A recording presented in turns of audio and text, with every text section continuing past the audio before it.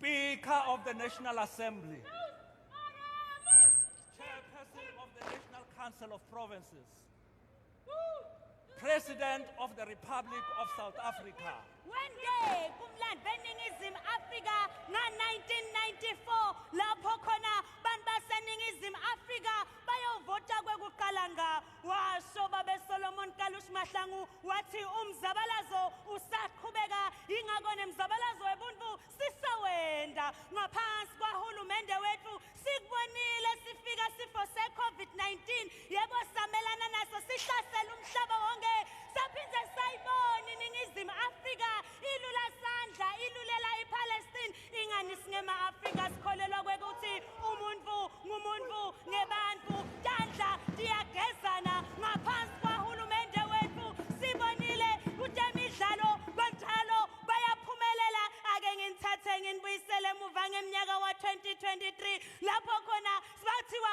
besifazane bangena ngelinyende eParliamente halala hulumende wethu ake ngiphindze nginatise ngetemidlalo ingani siyibonile banyana yasebenza ngekuthi ikhandla saphindze sayibona emabhokobhoko wente kumlando beningizimu Afrika lapho khona indlebe ye-Rugby World Cup yabuya kwesine esiveni sakithi kanti singakhohlwa nibafana basebenze ngekuthi ikhandla bafikile kuma-semi-finals ngaphansi kwahulumende wethu sibonile ukuthi bantu baseningizimu Afrika banawo emakhono ngingayikhohlwa njani indzaba yema-Grammy Awards ngoba sibabonile baqulu baseningizimu Afrika bavela baphakamisa umjeko wethu singama-Afrika kwathi made ngoba nemculo loletha indondo ekhathi ekhaya halala ma-Afrika konke lokhu kuyenteka ngaphasi kwesandla somengameli wethu mengameli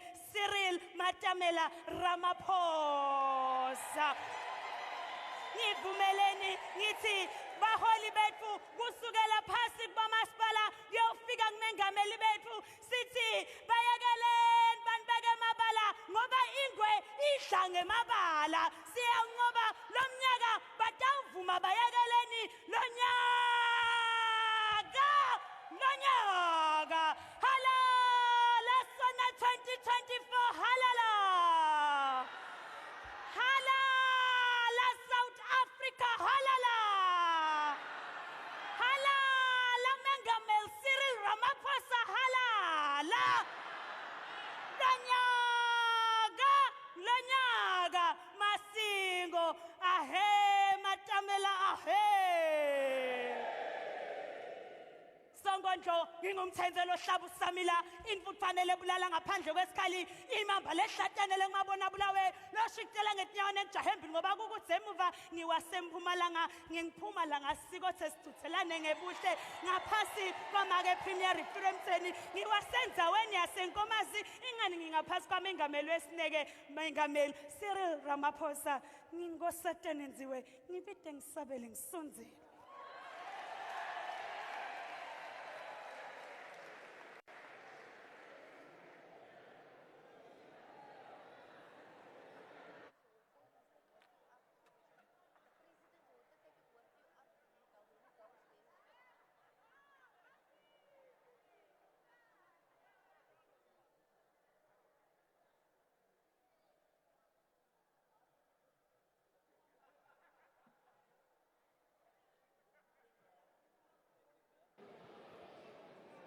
There will be an opportunity for silent prayer or meditation.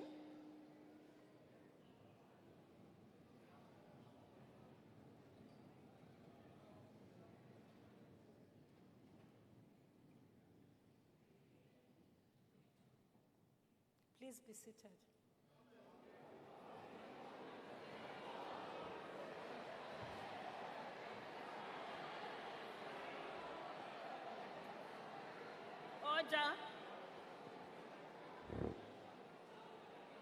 Order, honorable members.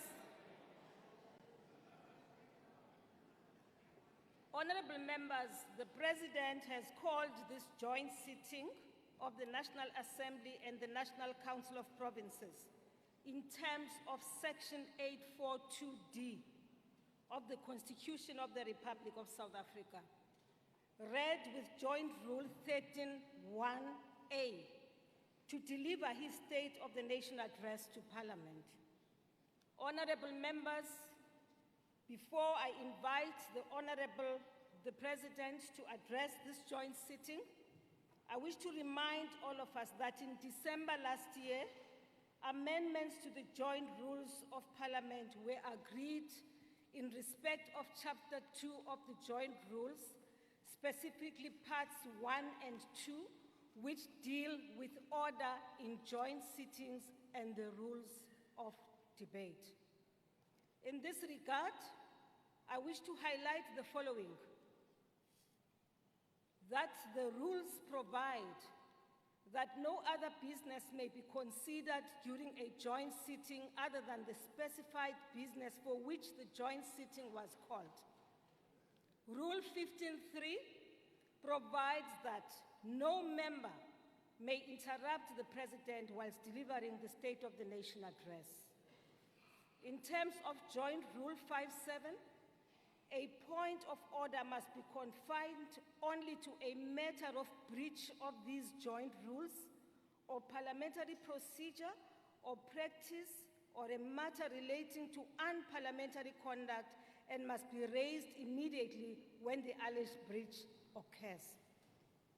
The member raising the point of order must refer to a rule or standing order, or at the least the principle or subject matter upon which the point of order is being based.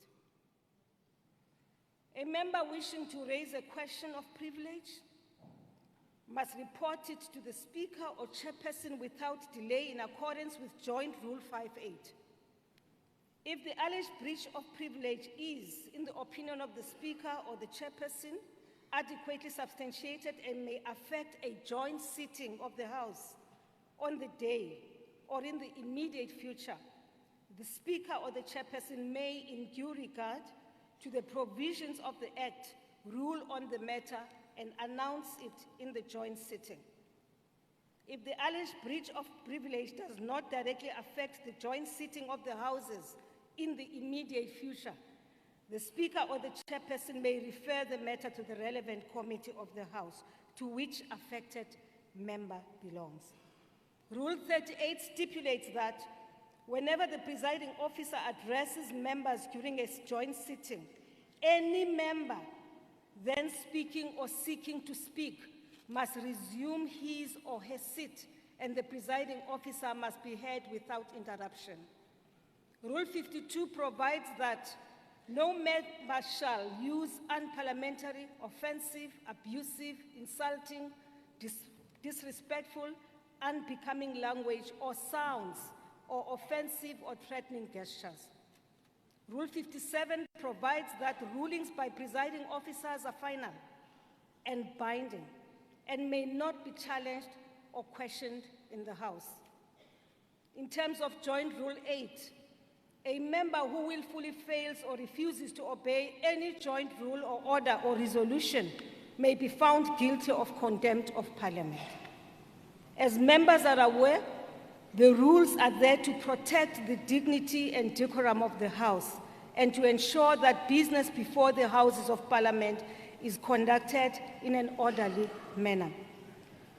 Rule 41 states that if the presiding officer is of the opinion that a member is deliberately contravening a provision of these rules, or that a member is disregarding the authority of the chair, or that of a member's conduct is grossly disorderly, the presiding officer may order the member to leave the chamber immediately for the remainder of the sitting. I now call the President to address the joint sitting.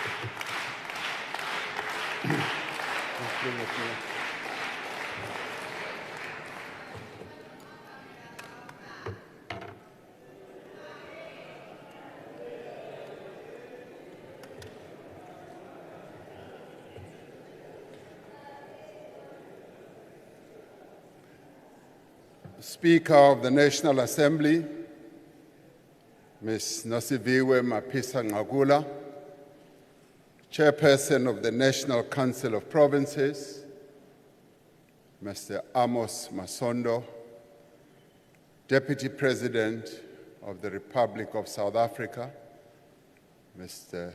Paul Mashatile, and Mrs. Mashatile,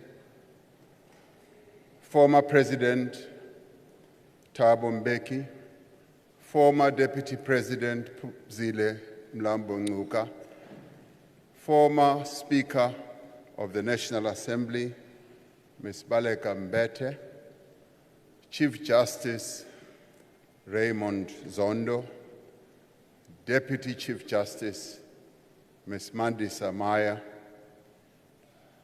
various justices who are here present, Mayor of Cape Town, Councillor Gordon Hill-Lewis,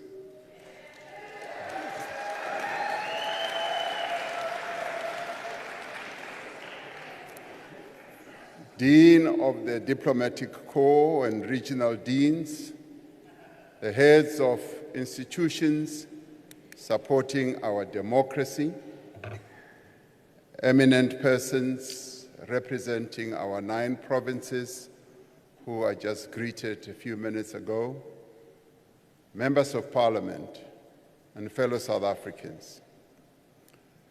As we were preparing this State of the Nation address, we were deeply saddened to hear of the tragic passing of Dr. Hage Geingob, the President of the Republic of Namibia. President Geingob was a dear friend to me and to the people of South Africa, and a comrade in arms in the struggle for our freedom. He was a champion of African peace, unity, progress, and development. May I ask that we observe a moment of silence in his honor as we remember him by rising.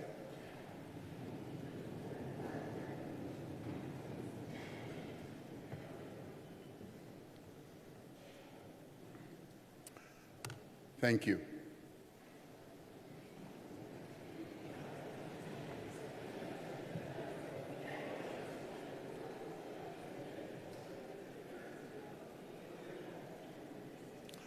This State of the Nation address takes place in the 30th year of our democracy. On the 27th of April, 1994, millions of South Africans cast their ballot in a democratic election, many for the very first time in their lives. That momentous day was the culmination of centuries of struggle, the struggle to liberate our people from suffering, from dispossession, oppression, exploitation, and poverty and inequality. As we stood in the long, winding queues to vote, we turned to one another and spoke of our joy, and sometimes with tears running down our cheeks. We embraced friends and strangers alike, encouraged by a sense of a common future that we were about to determine for our country with our votes. We placed into those ballot boxes not just a vote, but a dream of the country we wanted to build. It was the dream of a South Africa that, in every sense, belongs to all who live in it, united in our diversity. The world watched as Nelson Mandela, the father of our nation, cast his vote in Inanda in KwaZulu-Natal, the land of Ushaka, a hero whose name echoes across the ages, the birthplace of John Langalibalele Dube, the first president of the African National Congress.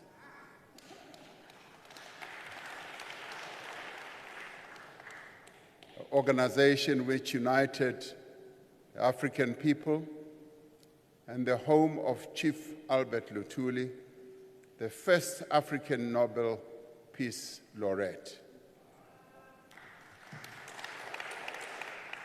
In many ways, his voting in Inanda at the place where John Langalibalele Dube is buried was symbolic, because through casting his vote there, he was reporting back to the first president of the ANC on how far the struggle had been prosecuted. After casting his ballot, Madiba said, "This is the beginning of a new era. We have moved from an era of pessimism, division, limited opportunities, turmoil, and conflict. We are starting a new era of hope, reconciliation, and nation building." It is this dream of a free and united people that is woven into our democratic constitution.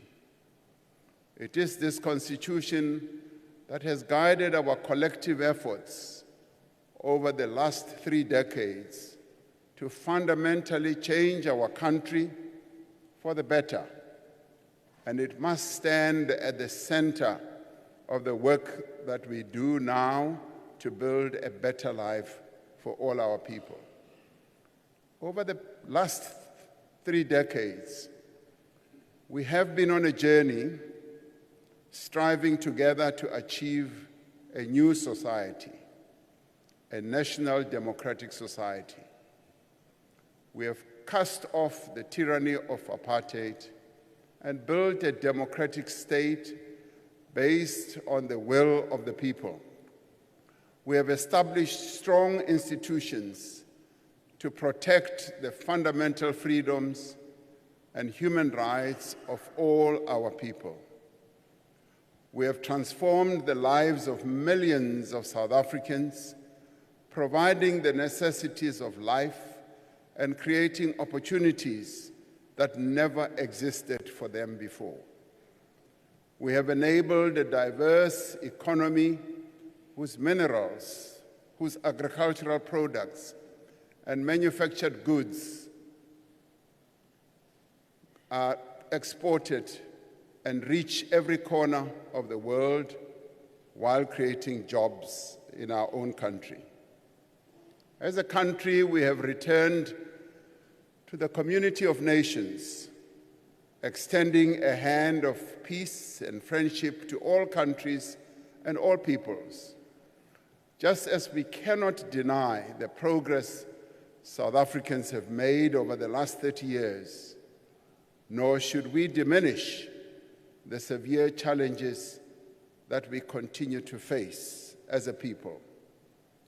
We have endured times of great difficulty when the strength of our constitutional democracy has been severely tested.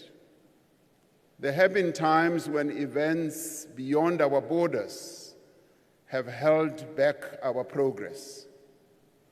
The global financial crisis of 2007 and 2008 brought to an end a decade of strong growth and faster job creation. More recently, the Russia-Ukraine conflict has contributed to rising prices of fuel, food, and other commodities across the world, and has, as a result, made life more difficult for all South Africans. There have also been times when events at home have shaken the foundations of our constitutional democracy. Perhaps the greatest damage was caused during the era of state capture. For a decade, individuals at the highest levels of the state conspired with private individuals to take over and repurpose state-owned enterprises, law enforcement agencies, and other public institutions. In some cases, these activities were enabled by local and multinational companies. Billions of rands that were meant to meet the needs of ordinary South Africans were stolen. Confidence in our country was badly eroded. Public institutions were severely weakened. The effects of state capture continue to be felt across society, from the shortage of freight locomotives to crumbling public services, from poor performance of our power stations to failed development projects in a number of places. But South Africans, including many honest and dedicated public servants, fought back and worked together to defeat state capture. Even then, attempts to thwart the country's recovery continued. We recall with great anguish the events of July 2021, when individuals loyal to their own interests sought to provoke a popular insurrection, leading to a tragic loss of life and widespread destruction. Again, they were unsuccessful. These efforts to undo the hard-won gains of our freedom failed because the people of South Africa stood firm together in defense of our Constitution and its promise of a better life for all. It was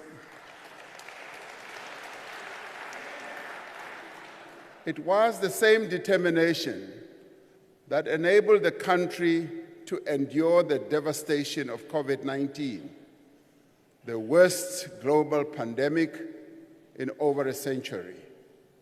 More than 100,000 South Africans lost their lives to the disease, and more than 2 million people lost their jobs.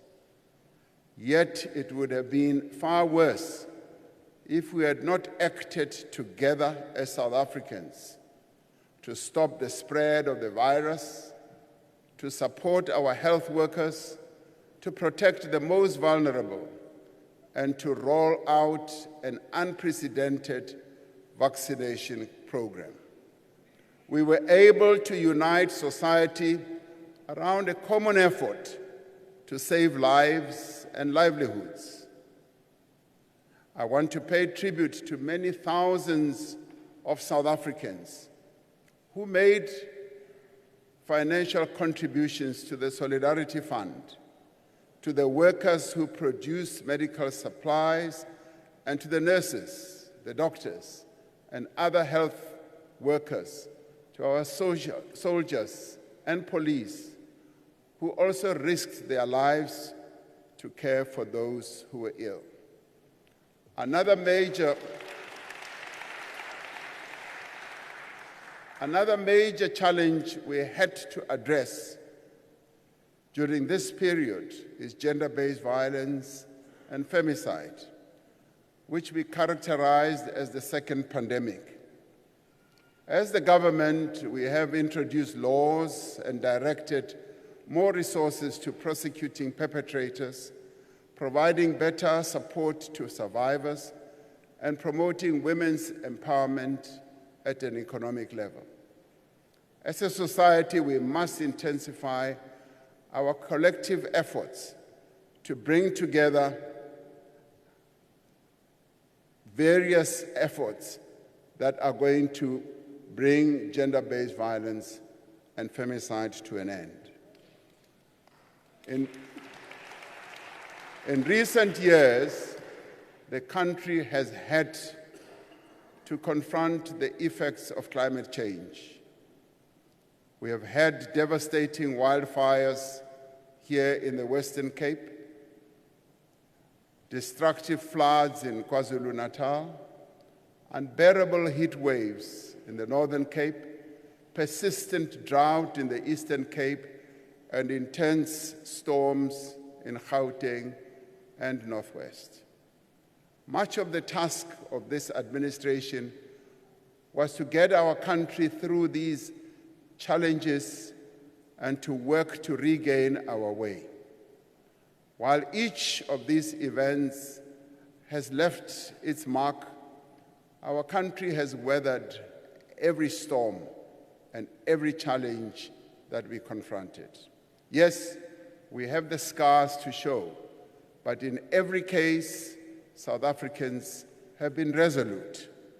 We have not only persevered, but we have come back stronger and more determined from all these calamities that befell our country. All these efforts have demonstrated how South Africans value their freedom, a freedom that was won after decades of struggle. The story of the first 30 years of our democracy can best be told through a number of initiatives that have been embarked upon in the 30 years. But I think that the story can best be told through the life of a child who was born at the dawn of our democracy called Tholo. Tholo, democracy's child, grew up in a society that was worlds apart from the South Africa of her parents, South Africa of her grandparents and great-grandparents. Loko Tholo afika ka South Africa, ukume kuri swilo swo tala a swa ha fani na swilo swa khale.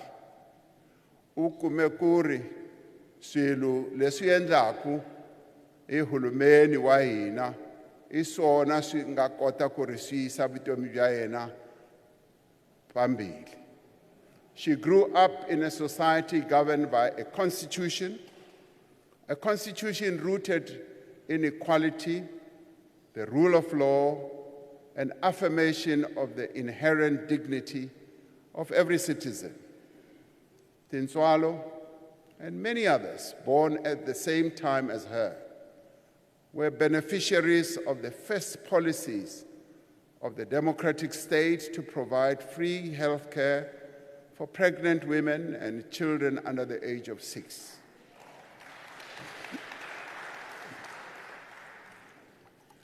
Tholo's formative years were spent in a house provided by the state, one of millions of houses built to shelter the poor.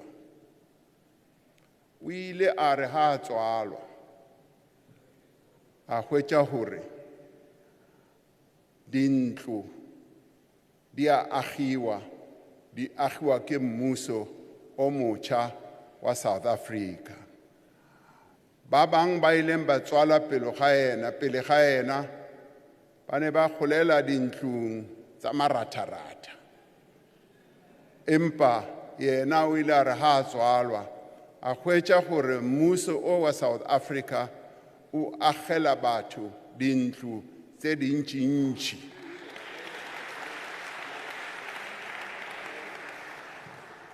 Tholo grew up in a household provided with basic water and electricity, in a house where her parents were likely to have lived without electricity before 1994.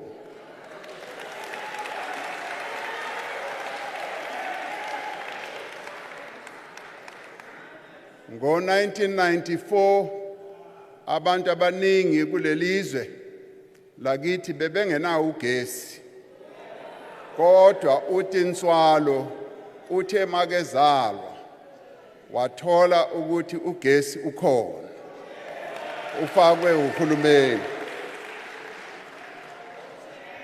Tholo was enrolled in a school in which her parents did not have to pay school fees.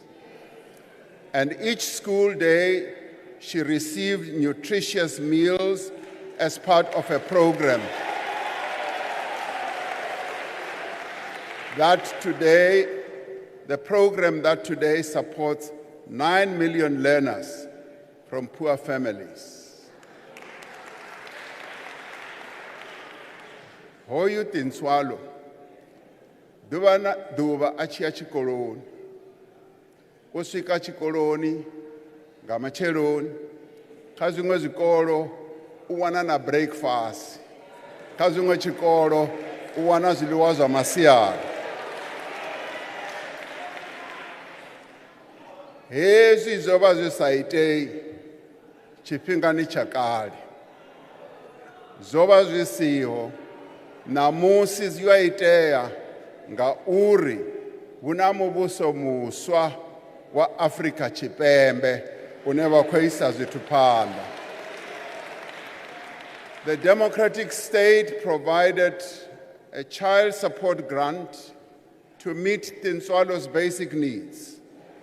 This grant, together with other forms of social assistance, continues to be a lifeline for more than 26 million South Africans every month. With this support, Tinswalo, democracy's child, was able to complete high school. Through the assistance of the National Student Financial Aid Scheme, Tinswalo attended one of our TVET colleges and obtained a qualification.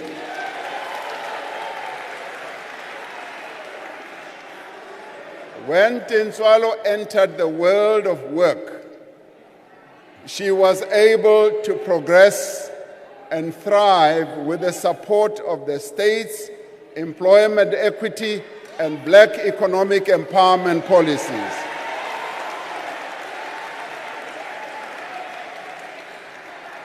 With the income she earned, she was able to save. She was also able to support her parents. She was able to start a family, to move into a better house, and to live a better life.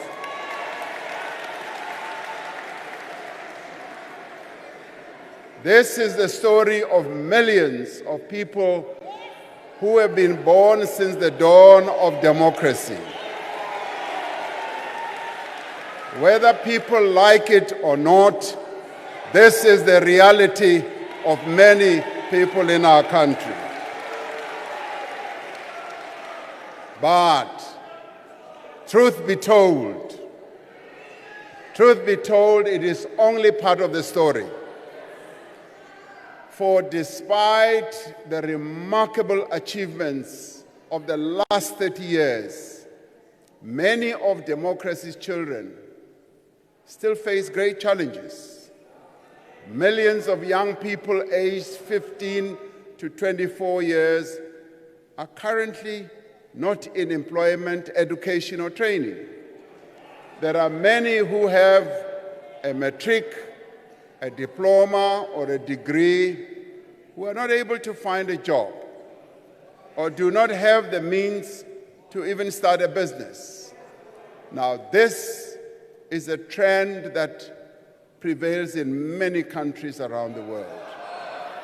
While economic growth is essential to reduce unemployment, we cannot wait to provide the work that many of democracy's children need.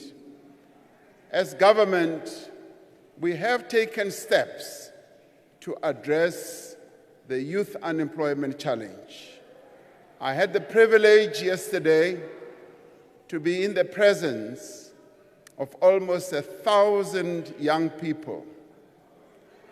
1,000 young people who were bearing testimony to how, through the various initiatives that government has put in place, that the private sector has also put in place, have been able to see progress in their own lives. 3 years ago, building on the experience and success of the expanded public works program, we launched the Presidential Employment Stimulus, Through this program, we've been able to create more than 1.7 million work and livelihood opportunities. Through the stimulus, we have placed more than 1 million young people as school assistants in 23,000 schools. If you go around our country and you talk to school principals, you talk to school teachers, they will tell you how beneficial this program has been in assisting them in their schools, but more importantly, how beneficial this program has been to these young people who are being introduced to the world of work. This has provided them with valuable work experience while improving learning outcomes.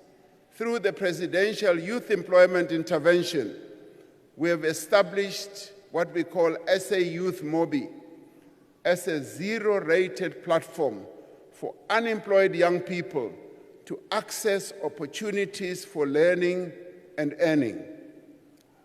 Over 4.3 million people, young people for that matter, are now engaged on the network, and 1.6 million have so far secured opportunities.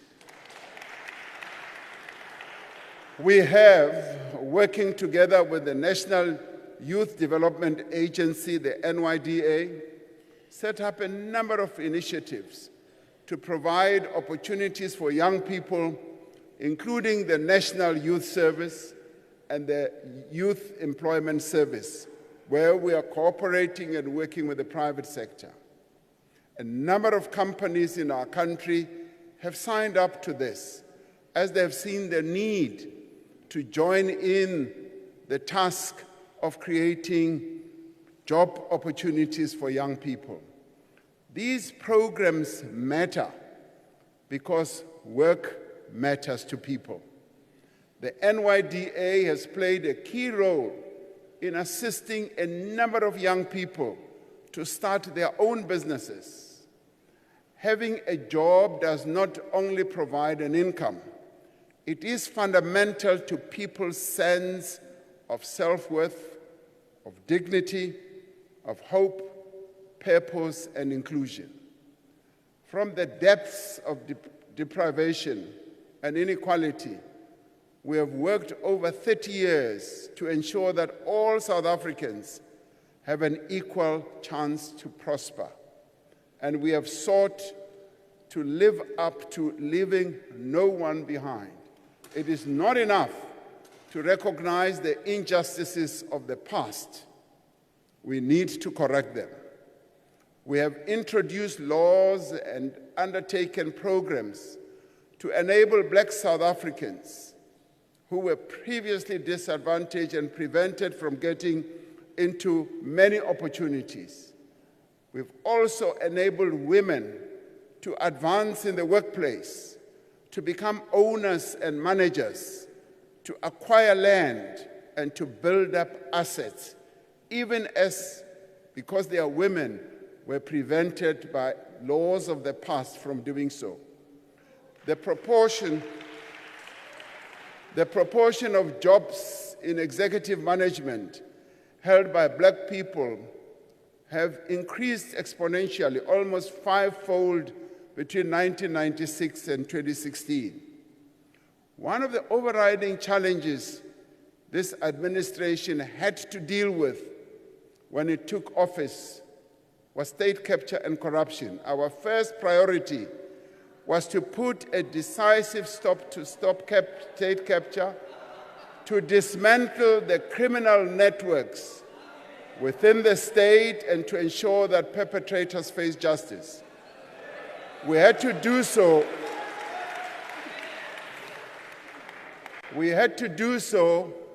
So that we could restore our institutions and rebuild our economy. We appointed capable people with integrity to head our law enforcement agencies. government departments, security services, and companies, often through an independent and transparent process. The credibility and efficiency of a number of institutions, like the South African Revenue Service, have been restored and their performance has improved. Some may not like this, but that is the reality of what has happened. We set up the Investigating Directorate as a specialized and multidisciplinary unit within the National Prosecuting Authority to investigate corruption and other serious crimes. Great progress has been made in bringing those responsible for all these acts of malfeasance to justice.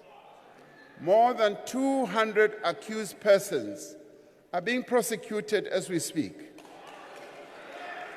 More are under investigation. Stolen funds are being recovered.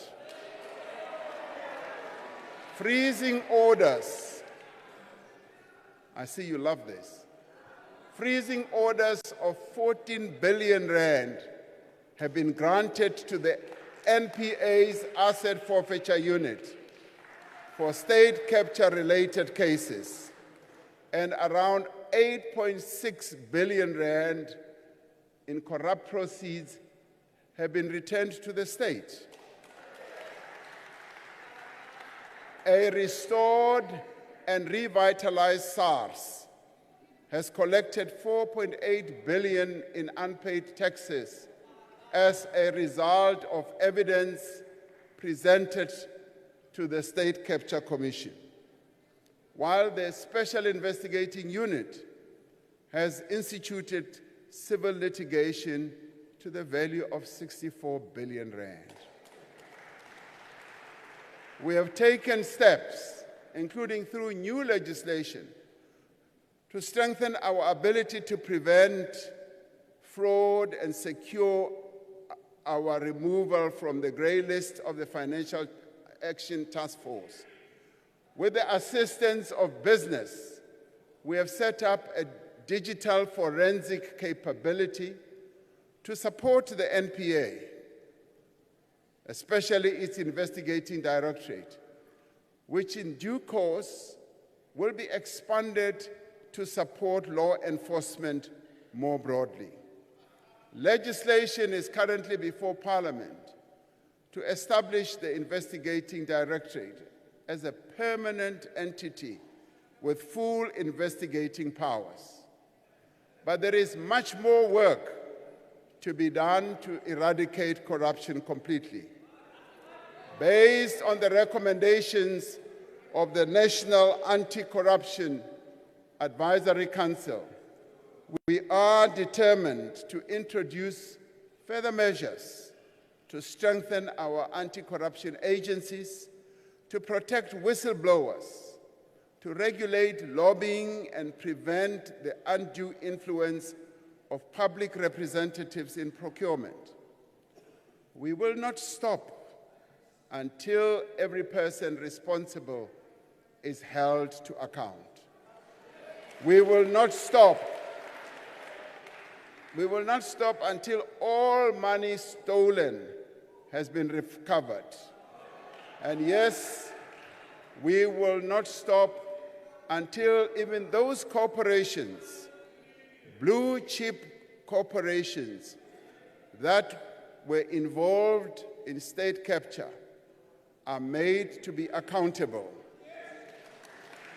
The real tragedy of state capture was that it diverted attention and resources away from what government should have been doing, which is to grow our economy and create jobs.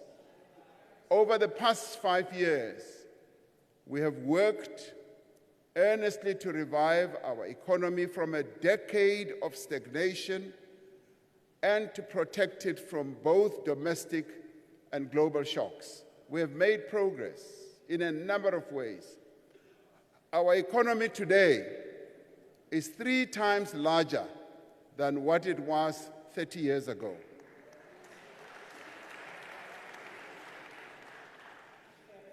The number of South Africans who are in employment has increased from 8 million in 1994 to 16.7 million today. Over the last 2 years, the number of jobs being created has been increasing every quarter, and we now have more people in employment than before the pandemic. Yet, our unemployment rate is the highest it has ever been. Even as employment is growing, more people are entering the job market each year than jobs are being created. We have laid a foundation for growth through far-reaching economic reforms that we have embarked upon, an ambitious investment drive, and an infrastructure program that is starting to yield results. Companies continue to invest. Thousands of hectares of farmland are being planted. New factories are being opened, and production is being expanded. We are on track to resolve the most important constraints on economic growth by stabilizing our energy supply and fixing our logistics system. As these obstacles are removed, the true potential of our economy will be unleashed.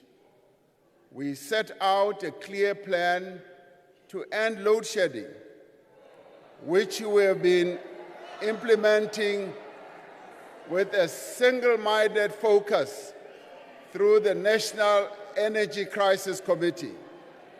We have delivered on our commitments to bring substantial new power through private investment on the grid, which is already helping to reduce load shedding. Last year, we implemented a major debt relief package, which will enable Eskom to make investments in maintenance and transmission infrastructure and ensure its sustainability going forward. Since we revived our renewable energy program 5 years ago, we have connected more than 2,500 megawatts of solar and wind power to the grid, with 3 times this amount already in procurement or construction. Through tax incentives and financial support, we have more than doubled the amount of rooftop solar capacity installed across the country in just the past year. We have implemented sweeping regulatory reforms to enable private investment in electricity generation, with more than 120 new private energy projects that are now in development. These are phenomenal developments that are driving the restructuring of our electricity sector in line with many other economies have done to increase competitiveness and to bring down their energy prices. Through all these actions, we are confident that the worst is behind us and the end of load shedding is finally within reach.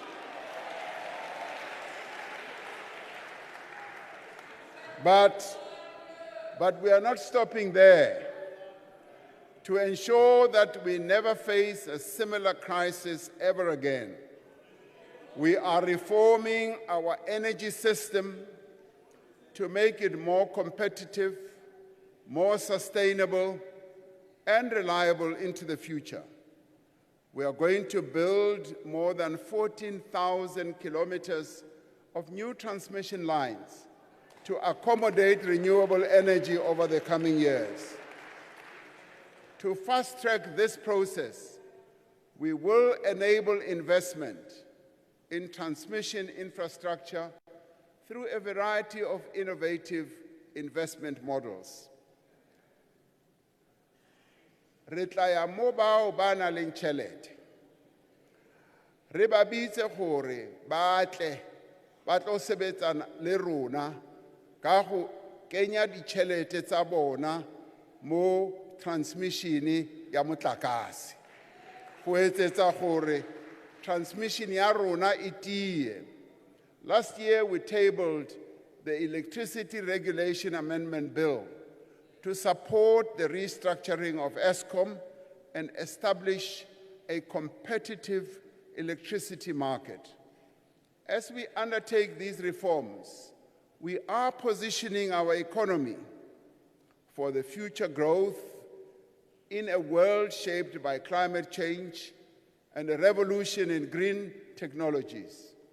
In the last 3 years, our country has seen the increase in extreme weather events, often with disastrous consequences. This is why we are implementing a just energy transition, not only to reduce carbon emissions and fight climate change, but to create growth and jobs for our people in the future. We will undertake this transition at a pace, at a scale, and at a cost that our country can afford, and in a manner that ensures energy security. So we will not be compelled to embark on processes that are going to disadvantage our country in this regard. With our abundance of solar, wind, and mineral resources, we are going to create thousands of jobs in renewable energy, in green hydrogen, green steel, electric vehicles, and other green products. The Northern Cape, with its optimal solar conditions, one of the very best in the world conditions, has already attracted billions of rands in investment. We are going to set up a special economic zone in the Boegoebaai port to drive investment in green energy. There's a great deal of interest already from the private sector, with companies such as Sasol and many others who are ready to participate in the boom that will be generated through our green hydrogen energy projects. We have decided to support electric vehicle manufacturing in our country to grow our automotive sector, which provides good jobs to thousands of workers. And in this regard, we are already at an advanced stage of cooperating with our neighbors, with countries such as the DRC, which is well endowed with critical minerals, with countries such as Botswana, which is already involved in parts of the value chain of automotive manufacturing. With all these countries, we are going to be able to form an incredibly powerful ecosystem that is going to enable all of us to benefit from the green energy revolution. We have decided to give special focus to regions such as Mpumalanga to enable the creation of new industries, new economic opportunities, and sustainable jobs. And in the past year, we have increased the financing pledges for our Just Energy Transition Investment Plan from around 170 billion rand to almost 240 billion rand.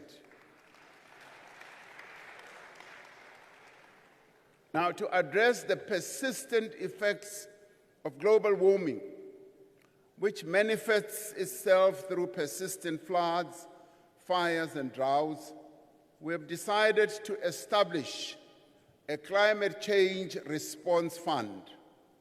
This will bring together all spheres of government and the private sector in a collaborative effort to build our resilience and respond to the impacts of climate change.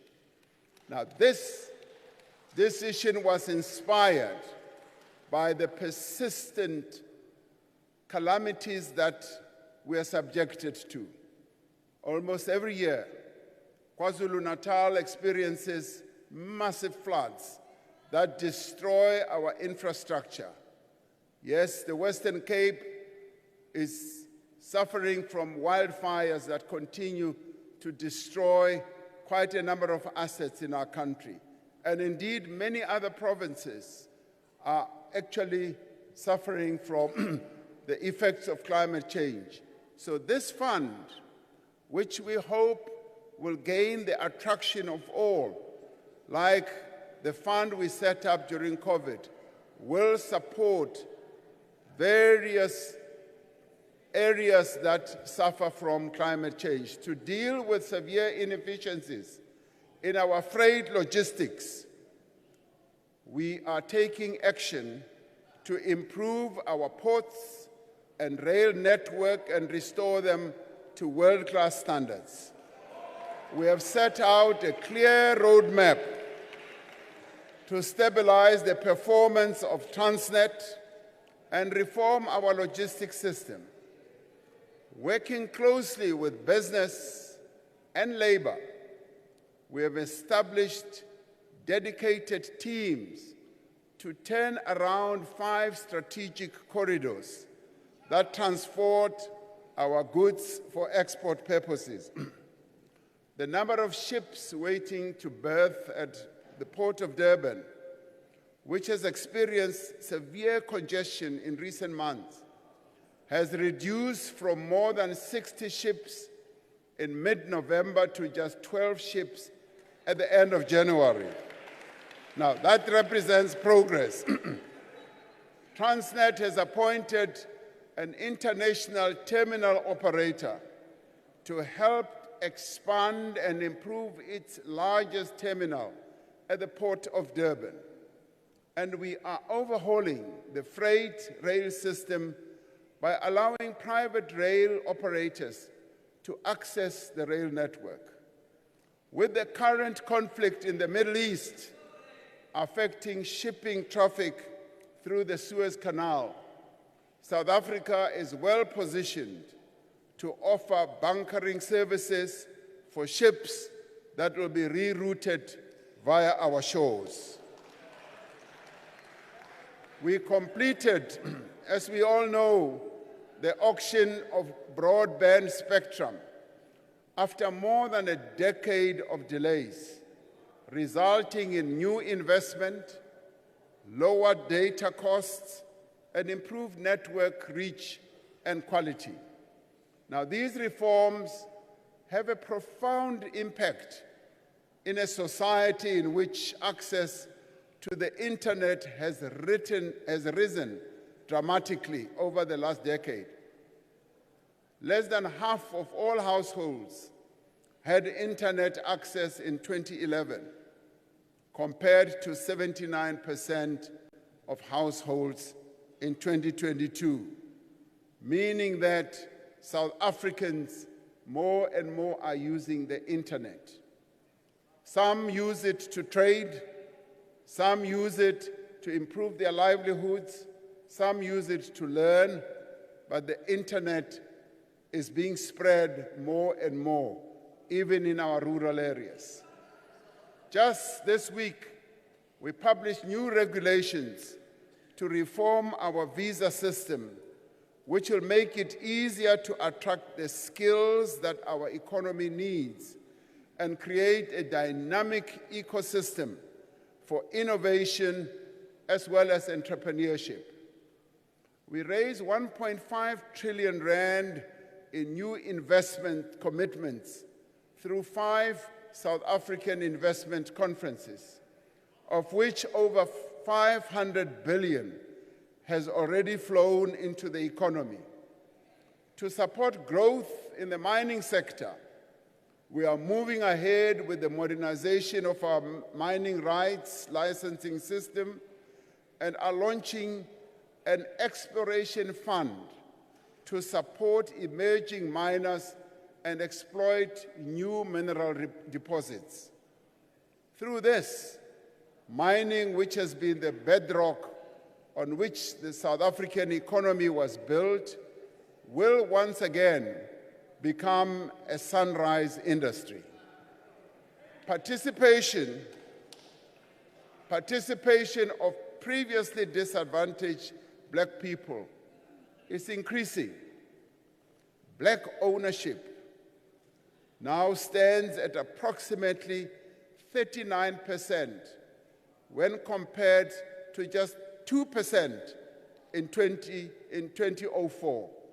This is progress that is being made, allowing black people to participate in a key industry in our economy. Investment in infrastructure is gaining momentum. New and innovative funding mechanisms will be utilized to increase construction of infrastructure. The Minister of Finance announced this in his medium-term policy budget statement last year, where he said, we are now going to be able, yes, to fund infrastructure through utilization of innovative new methods. It could be build, operate, and transfer. It could be embarking on investment vehicles as well as investment ideas that will enable us to speed up the construction of infrastructure. The Department of Water and Sanitation aims to enhance water resource management by initiating infrastructure projects to secure water supply and diversifying water sources to reduce dependence on surface water. Water being such a major challenge in our country, this is actually answering to the need of our people just to have water. Vanhu vo tala la Afrika Dzonga va vulavula hi mati, va tshama va hi byela ku ri mati a va na wona, va lava ku ri hi endla ku ri mati a va kona. Bulk water projects are under construction across the country to improve water supply to millions of residents in villages, towns, and cities. The following water infrastructure projects are now in progress or have been completed. The Lesotho Highlands Water Project, which is going to invest up to 40 billion rand, is now in progress. Umzimvubu, that we've been talking about for years, has now commenced.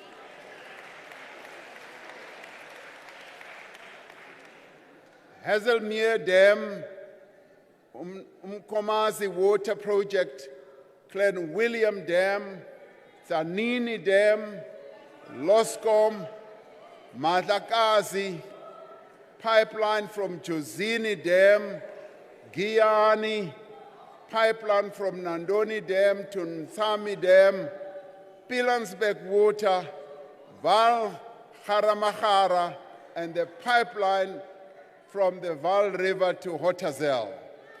Now, all these are projects that are underway or have been completed. In the Eastern Cape, the Msikaba and the Mtento bridges are beginning to rise over the landscape and will be among the highest in Africa once completed. So if you want to find the highest bridge in Africa, you will have to go to the Eastern Cape. The steel used, now the steel used for part of the project is fabricated in Mpumalanga, and the iron ore comes from the Northern Cape. In the past 5 years, SANRAL, which manages nearly 25,000 kilometers of road, has awarded more than 1,200 projects to the value of 120 billion rand, meaning that the focus on constructing our roads, repairing our roads, yes, even attending to our potholes is now underway. Yes, it is. Now, you talk to the Premier of the Eastern Cape. He will tell you that many of the roads in the Eastern Cape are now being attended to. Similarly, when you talk to the Premier of the Northern Cape, he will tell you the same. Yes, in November last year, now listen to this one. In November last year,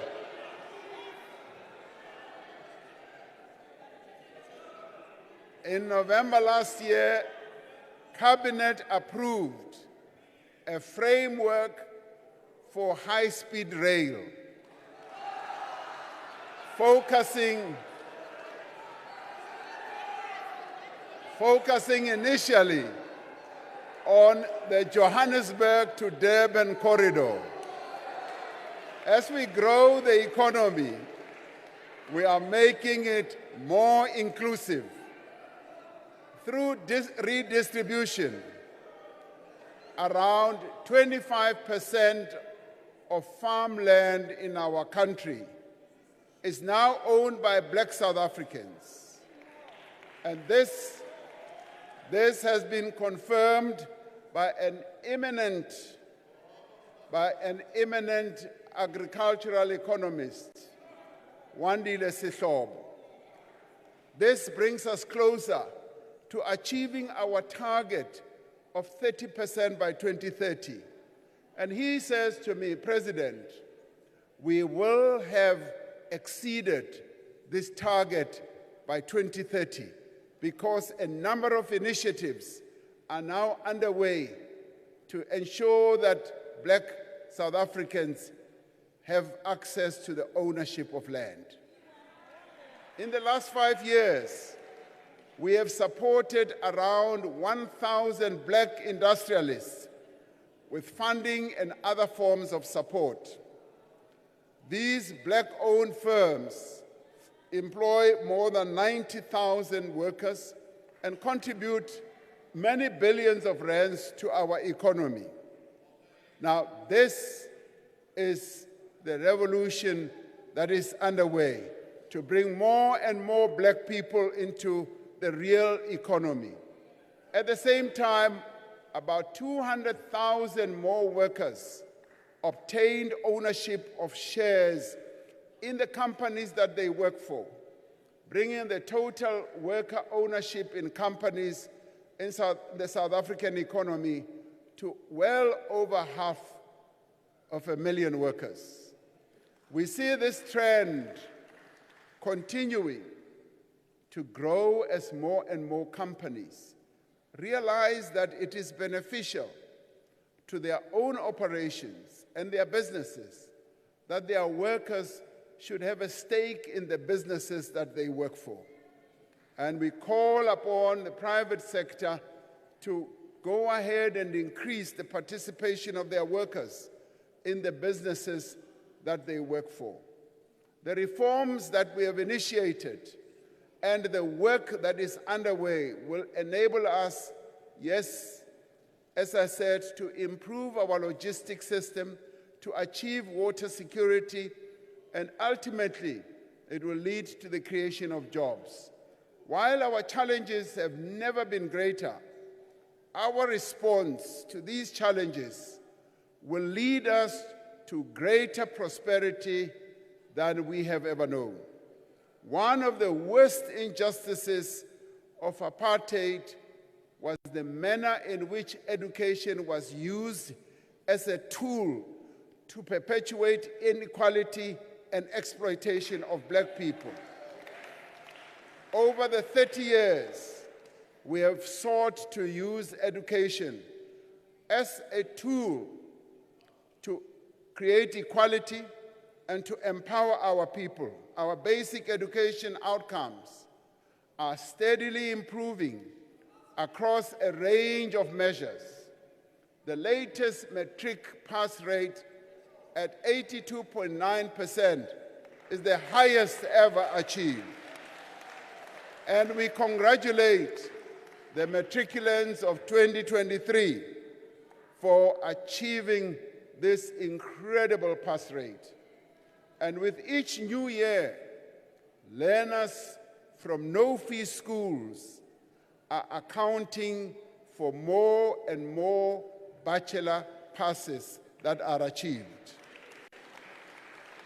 And as I have often said, this is the silent revolution that is underway, that the children of the poorest parents in our country are now able to produce pass rates that are equal, that are even beginning to surpass the pass rates that you find in former Model C schools, in your independent schools as well.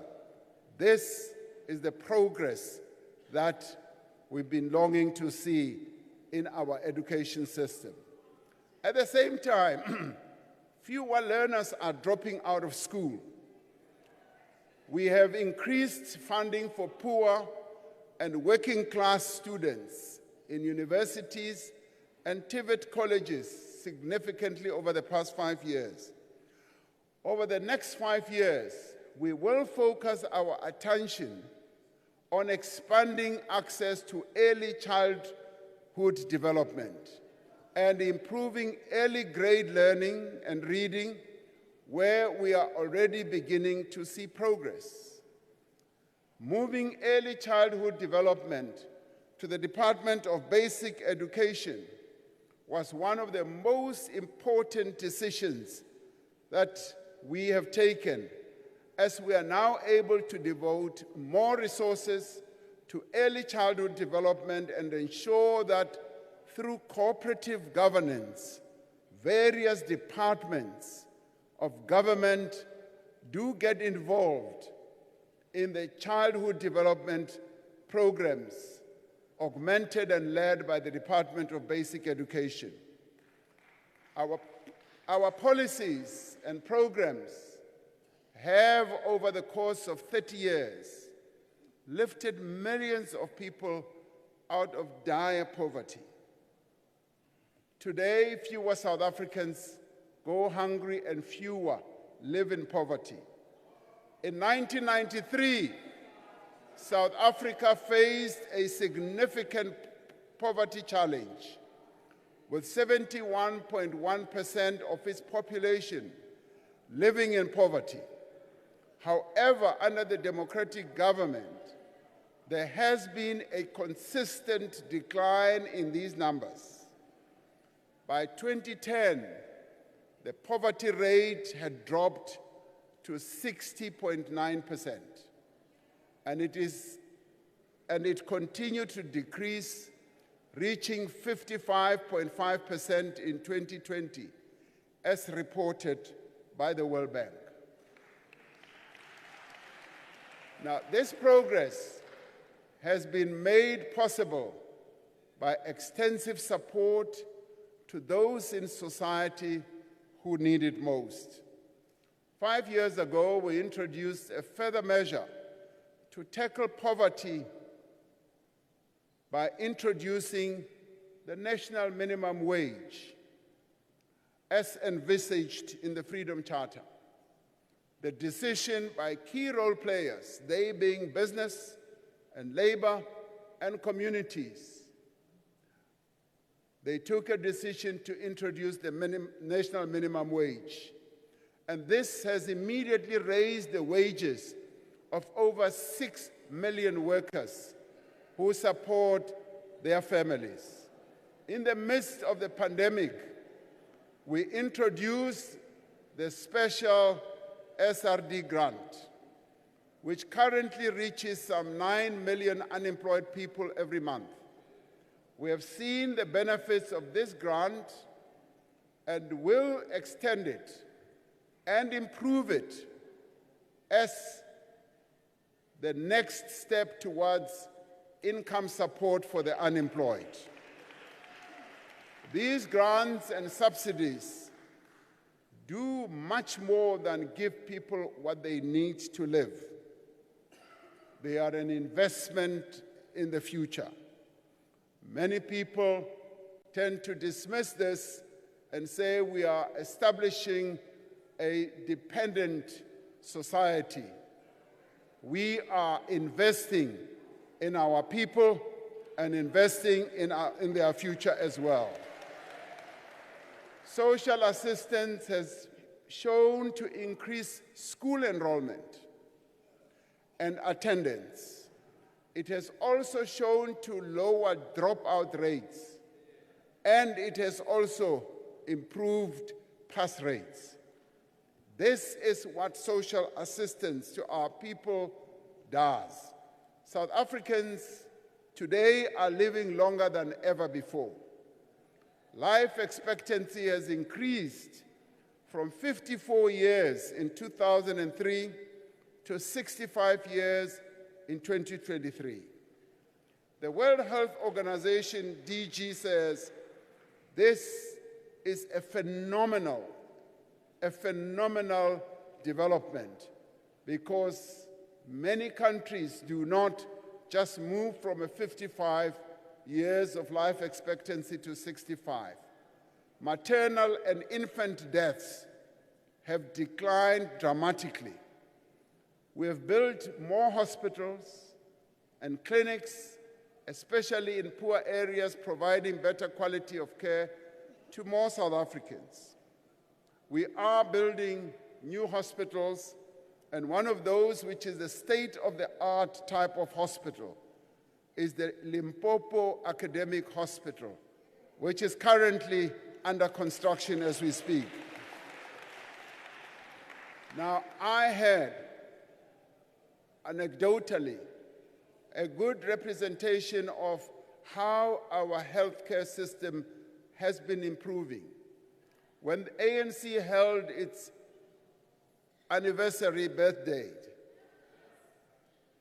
there was a bus accident where 5 people passed away and scores were injured. They were taken to our hospitals in Mpumalanga and in Limpopo. Now, I went to see some of them, and when they were asked that, don't you want to move to a private hospital because you are on a private medical aid as a result of your job or whatever, many of them said no. We are being well looked after here.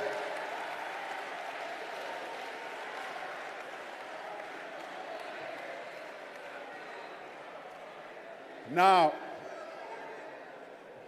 I see you love this.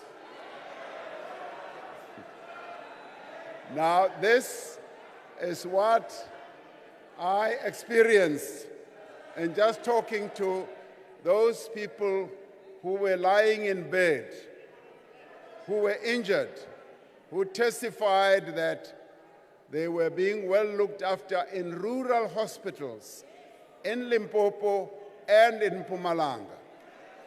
Today, 95 persons diagnosed with HIV know their status. 79% of those receive antiretroviral treatment, and 93 of those are virally suppressed.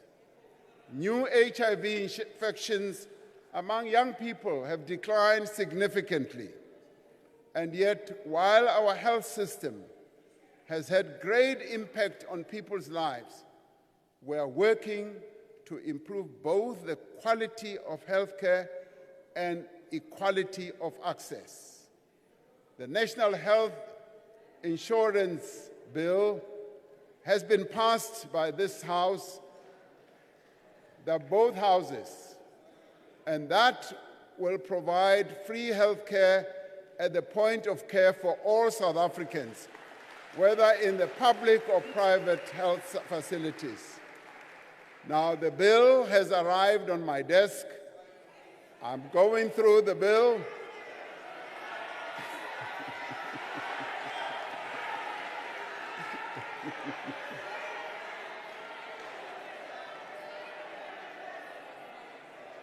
Yes, I'm looking for a pen. I'm looking for a pen. We plan to incrementally implement the NHI, dealing with issues like the health system financing, the health workforce, medical products, vaccines, and technologies, and health information systems. One of the most visible, impactful, and meaningful achievements of the first 3 decades of freedom has been in providing homes to our people. Today, nearly 9 out of every 10 households live in a formal dwelling, as said by the Statistician General. Where there were once shacks and mud houses with thatch roof, there are now homes of brick and mortar. There are homes with water to drink and to wash with, homes with electricity for lighting and cooking. At the end of apartheid, only 6 out of 10 people had access to clean water. Today, the figure has increased to nearly 9 out of 10 South Africans. We are working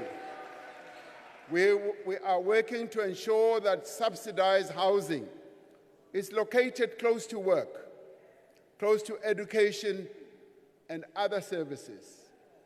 But for services to be delivered, local government has to work. Now, when it comes to housing, we are also embarking on new and innovative funding mechanisms. We have tested this in the Northern Cape, where we are doing what we call front-loading. And we launched together with Premier Zamani Sol a project that will result in 4,500 houses for R1 billion funded through the Development Bank of South Africa. Now, this is an innovative way, and we are now putting into practice these new methods of funding infrastructure to enable us to ramp up infrastructure so that the infrastructure build can power our economy and create more jobs. Too many municipalities are failing on governance, financial and service delivery measures. These constraints affect every aspect of our people's daily lives.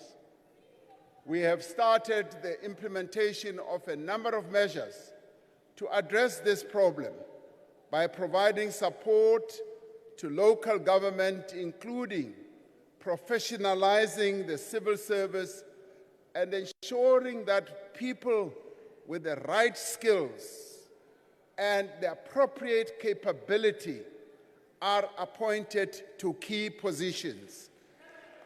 That people are not appointed because they know so and so and so and so. The Presidency, the National Treasury, and COCTA are working together to enhance technical capacity in local government and to improve planning, coordination, as well as fiscal oversight. Now, through the presidential imbizos that we have held across the country, we have seen how the district development model has brought together all spheres of government and key stakeholders to address the service delivery challenges in communities. The district development model has proven to be an effective instrument to enhance cooperative governance and collaboration. Through this model, we are breaking down the silos that we often find in government, where we enhance government departments working together and all layers of government also working together, adhering to what is set out in our Constitution. We will continue to broaden and deepen this process Tackling crime and insecurity is a key priority. South Africans deserve to live in a safe environment, to walk freely without fear in their neighborhoods and public spaces. During this administration, we have focused on equipping our law enforcement agencies, which had been systematically weakened, to do their work effectively. We have strengthened the ranks of the police through the recruitment of 20,000 police officers, as I announced in the past two SoNAs over the last 2 years, and another 10,000 will be recruited in this year as well. An extra 5,000 police officers have been deployed to public order policing. The South African Police Service has launched a very effective operation or initiative, which is Operation Shanela, as a new approach to target crime hotspots, which has resulted in over 285,000 arrests since May last year. The economic infrastructure task teams that are operational in all provinces have had important successes in combating cable theft, damage to critical infrastructure, as well as illegal mining. Through close collaboration with the private sector, we have seen a reduction in security incidents on the rail network. We launched the new Border Management Authority last year to improve the security of our borders and have already stopped well over 100,000 people who tried to enter our country illegally. Together with the civil society, we developed the National Strategic Plan on Gender-Based Violence. Together with civil society and as a society-wide response to this pandemic, around 21 billion rand has been dedicated over the medium term to the implementation of the 6 pillars of the plan, including the economic empowerment of women. New laws were introduced to strengthen the response to the criminal justice system, gender-based violence, and provide better support to survivors of such violence. Our ultimate goal is to end gender-based violence altogether by mobilizing all of society. And as part of this, we support the call for a pledge that men in South Africa should be invited to sign, to take and demonstrate, to ensure that they demonstrate their personal commitment to ending this scourge. Now, this initiative of signing a pledge was initiated by young boys at a school called Benedict. They have drafted a pledge that men should commit and sign to.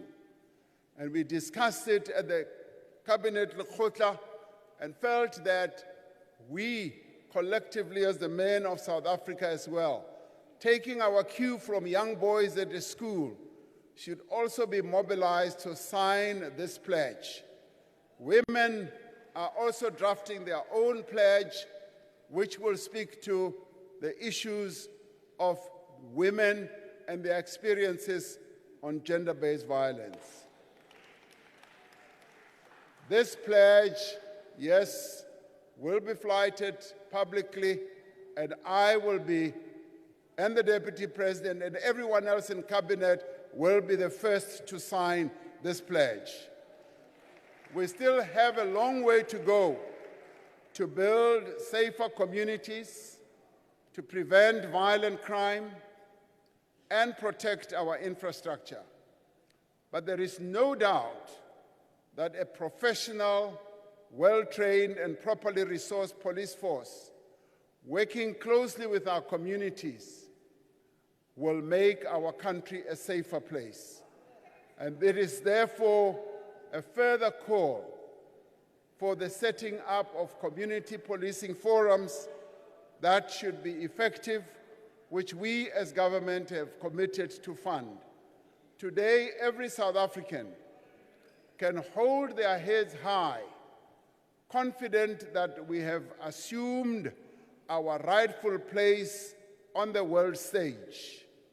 We remain committed to playing a constructive role on our continent and around the world for the realization of a better Africa and a better world. We will continue to play an important role to silence the guns throughout our continent. Our engagement with the parties in the Russia-Ukraine conflict through the Africa Peace Initiative are progressing. We engage in these peace efforts because we believe that even the most intractable conflicts can be brought to an end through negotiations. Guided by the fundamental principle of human rights and freedom, we have taken up the Palestinians' cause to prevent further deaths and destructions in Gaza.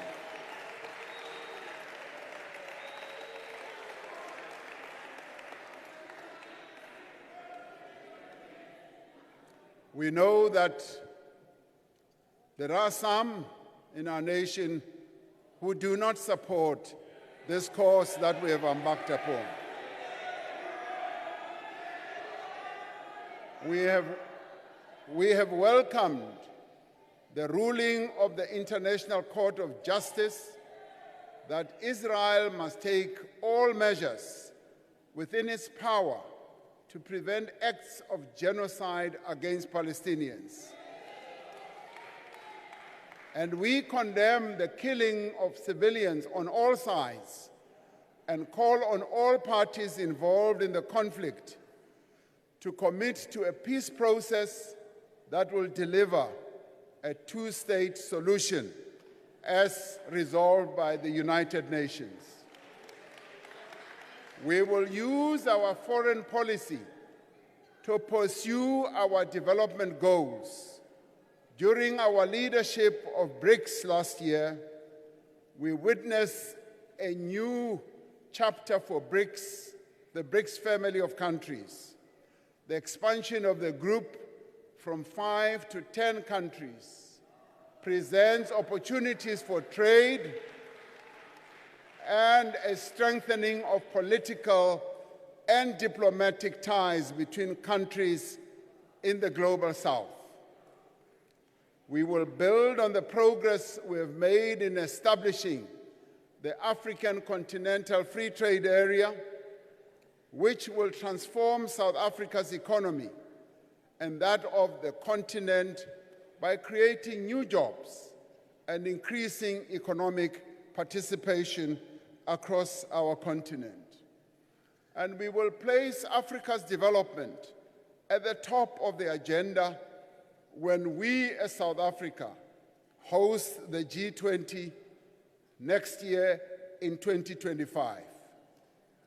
The achievements over the last 3 decades are a testament to the power of collaboration and partnership to address our most pressing challenges.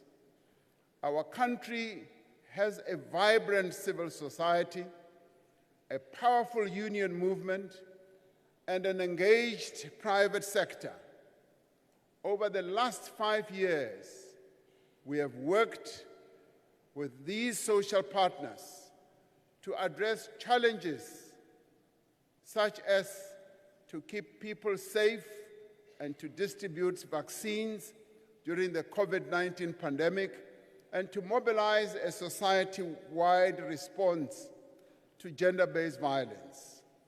In the past year, we have come together with our social partners to end load shedding, to address the challenges in the logistics sector, to tackle crime and corruption, and to also accelerate job creation. This is the South African way of building a social compact, working together on tangible issues, and it will be the key to building a new society in the years to come. This is the last State of the Nation address of the 6th Democratic Administration.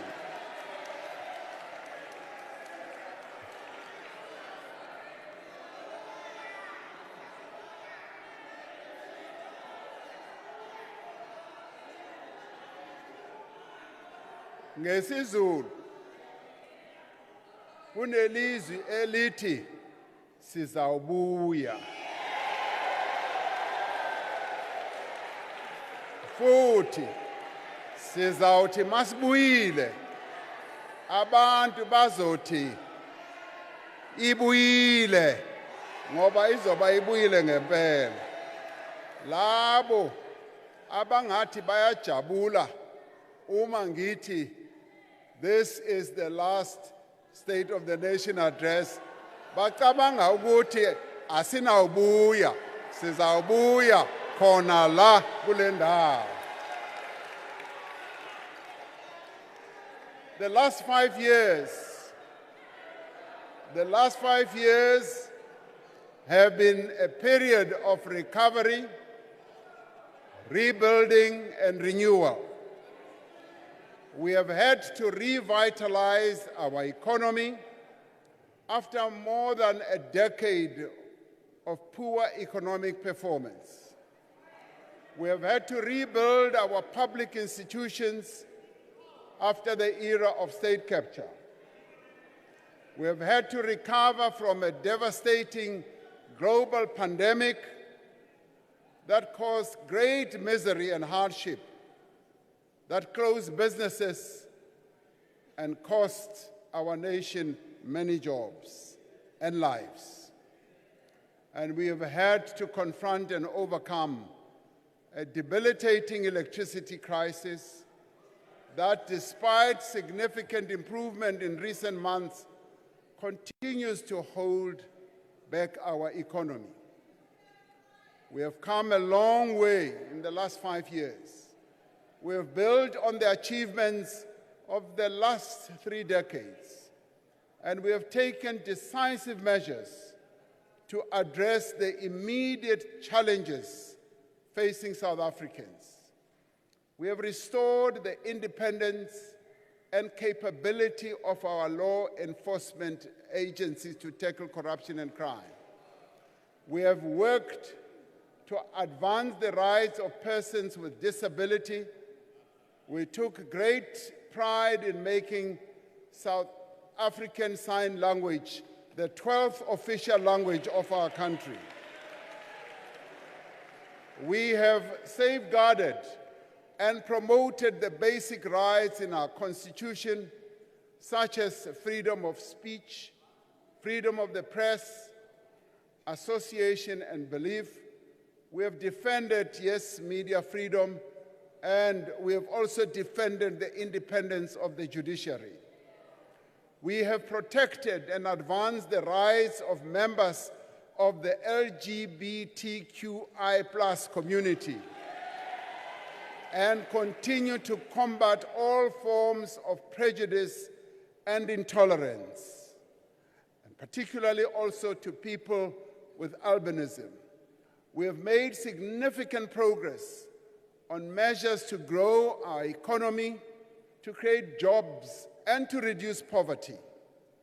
While we have set in motion the process of renewal and reform, there is more work to be done to see these reforms through to the end.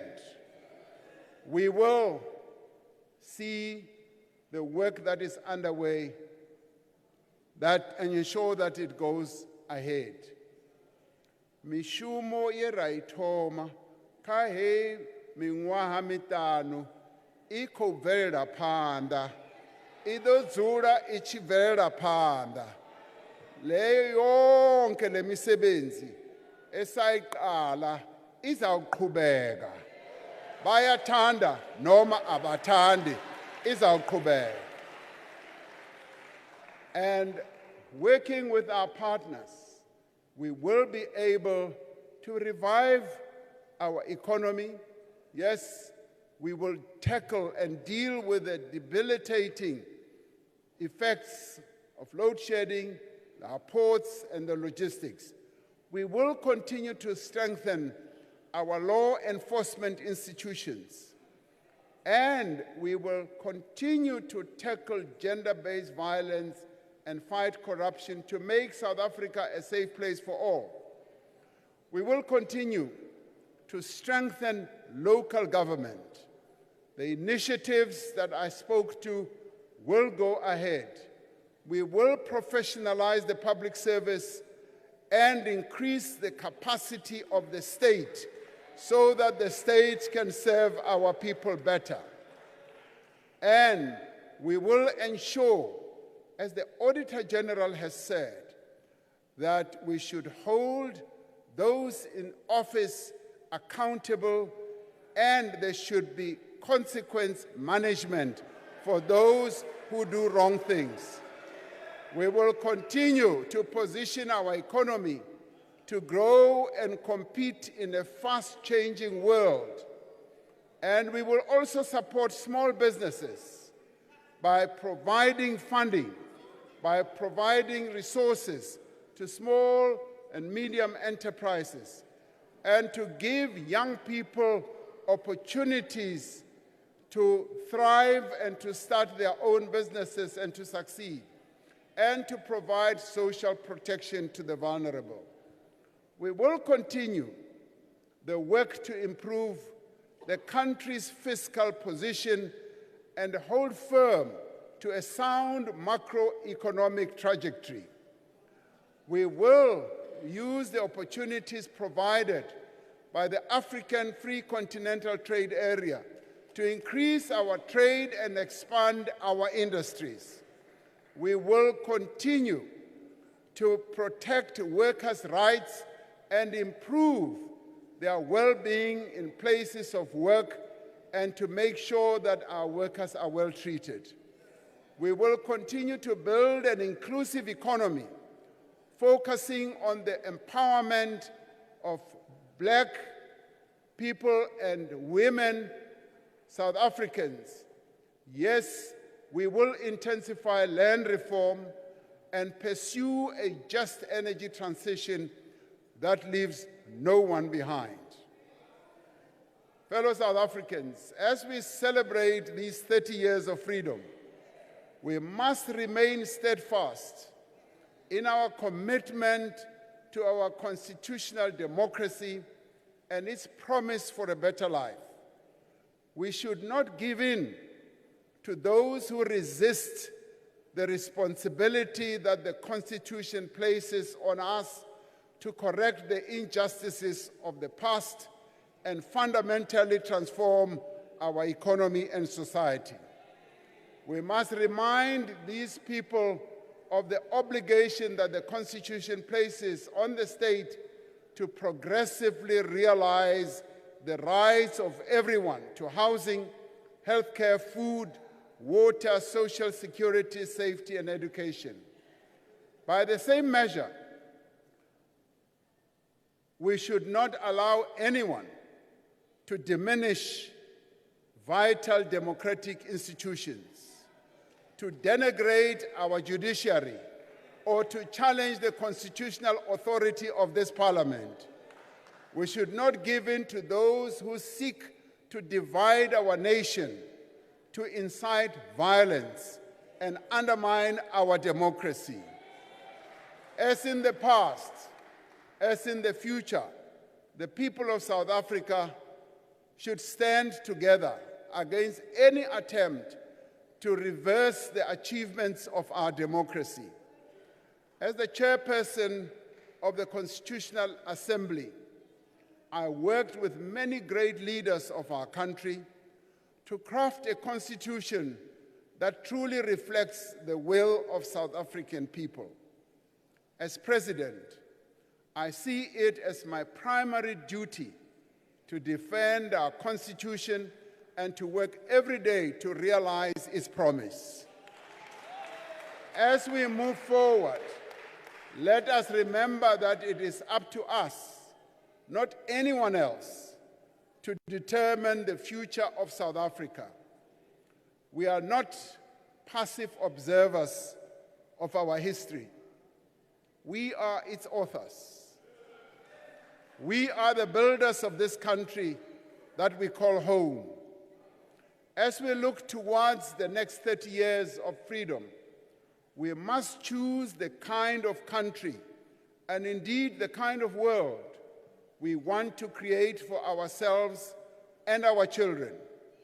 We are committed to a South Africa in which our common identity lies in our recognition of each other's humanity. We want a country in which every person is free to be exactly who they are, regardless of their race, their gender, their sexual orientation, their ethnicity, or their religion. We want a country in which the same opportunities are available to every child, whether they are born in Sandton, in Mdantsane, in Sekhukhune, in Mitchell's Plain, or in Phoenix. We want a country in which the rule of law applies to everyone, no matter how wealthy they are or what position they hold. As we continue the journey towards making this vision a reality, we are inspired by democracy's children, by their energy, by their creativity and their enthusiasm. We are inspired by the young people who have carried our hopes onto the global stage with their music, with their dance. We are inspired by, yes, the Grammy Award winner who won the Grammy Award recently, like Tyler. We are inspired by Bafana Bafana. We are also inspired by the Springboks. Yes, they inspire us. As we mark the 30th anniversary of our freedom, we are reminded of the words of our President Nelson Mandela, who said that after climbing a great hill, one only finds that there are many more hills to climb. That is where we are. And he said, I have taken time to rest, to steal a view of the glorious vistas that surrounds me, to look back on the distance I have come. But I can rest only for a moment, for with freedom comes responsibilities, and I dare not linger, for my long walk is not yet ended. Washo uMandela wathi isende lendlela, inde lendlela tsela ena isampane le telele, ho tlameile hore re tsamaye tsela ena, re a rata kapa re rate, setse re le tseleng. While we have come far, yes, we still have a long way to go.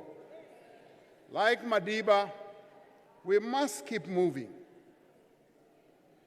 Always forward, always onwards, towards the country of our dreams, always believing that our victory is certain, because indeed it is certain.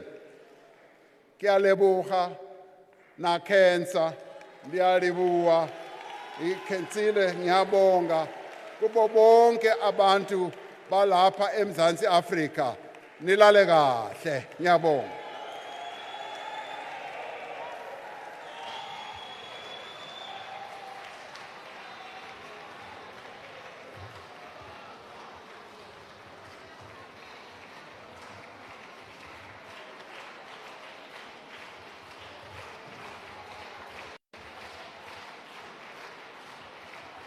Yes, thank you very much, Honorable President,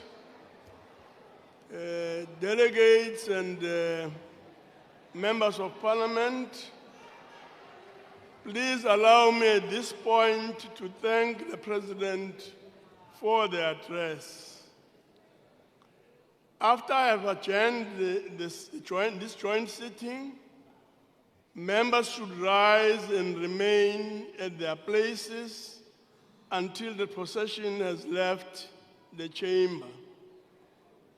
The guests in the gallery should remain seated until the judiciary has left and the ushers indicate that the doors are open. The procession led by the usher of the Black Rod and the acting sergeant at arms will leave the chamber in the following order: the Speaker of the National Assembly, the Chairperson of the National Council of Provinces, the President, the Deputy Speaker of the National Assembly, the Deputy Chairperson of the National Council of Provinces, the Deputy President, and then the Secretary to Parliament. Honorable members, that concludes the business for the day, and the joint sitting is adjourned.